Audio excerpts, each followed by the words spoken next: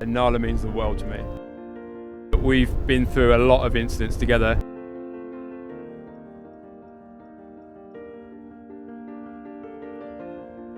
I'm PC Foster from Northamptonshire Police, and this is retired police dog Nala. Nala and I have had a fantastic relationship over her career. We've had a solid bond, and recently Nala's retired and she's settled in with the family really nicely. Nala and I licensed together in 2014 in February. She's worked with me for around 7.5 years now. She's been a phenomenal police dog throughout that time, with hundreds of successful arrests and incidents.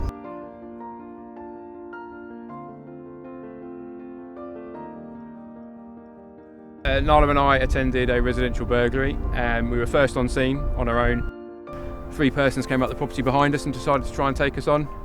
Nala was hit in the face with a crowbar, and 3 people made good their escape. Once I'd dealt with the driver and they were taken away, Nala began tracking and found 3 more suspects. A lot of property from the stolen property from the burglary, including phones, cash, jewellery, and she detained the last person running across fields at the end of it. Nala would have gone back to work the next day, but we gave her a little rest period and time off and some training just to reintroduce her back into it. There's no adverse effects and she was absolutely fine. She came back fighting fit. The most dangerous incident we were involved in was early on in Nala's career. We were involved with a pursuit of a vehicle with armed suspects in it who just committed an armed robbery. The vehicle crashed in the evening, and we were sent to try and find the outstanding suspect from the passenger seat. Unfortunately, there was no firearm recovered at the scene, so we believe that person still had it. We tracked down and found him in a bush with firearms officers, and it was Nala's job to bring him out of that safely. Incidents like that, the world stops. You don't know where that firearm is, you can't see the person. It's scary moments. At the time, you feel very scared. There's a lot of adrenaline going on. You're working very closely with the firearms teams, who are a fantastic set of officers, and you know you've got that backup. But when you can't see someone, you can't find them, it's always the dog's responsibility to go in first and see where they are. And you fear for your dog at that time. You fear for yourself because you don't know what's going on. You don't know what they're capable of. You don't know where that weapon is.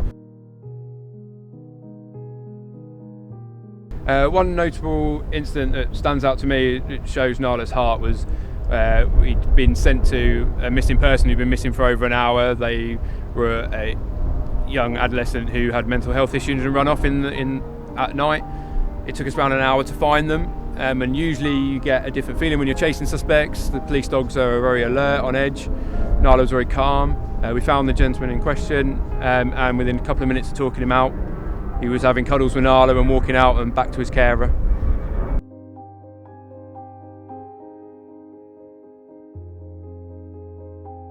Nala's worked very hard for the past 7.5 years, and since retirement, unfortunately, we found out she has a degenerative disorder.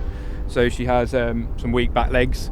It doesn't affect her, she's pretty much unaware of it at times, but she's had to slow down quite a lot. But she gets a lot of love in the family, so she's well looked after. The Thin Blue Paw Lifetime Achievement Awards means the world to me, and the whole team back in Northampton as well. Everybody who's put the effort into helping me, training and working with Nala, it just reflects everything she's put in over those 7.5 years working with us. The police dogs don't get the recognition that they deserve. There's hundreds across the country working really hard to keep the community safe, and they do a fantastic job, so it means a lot to us.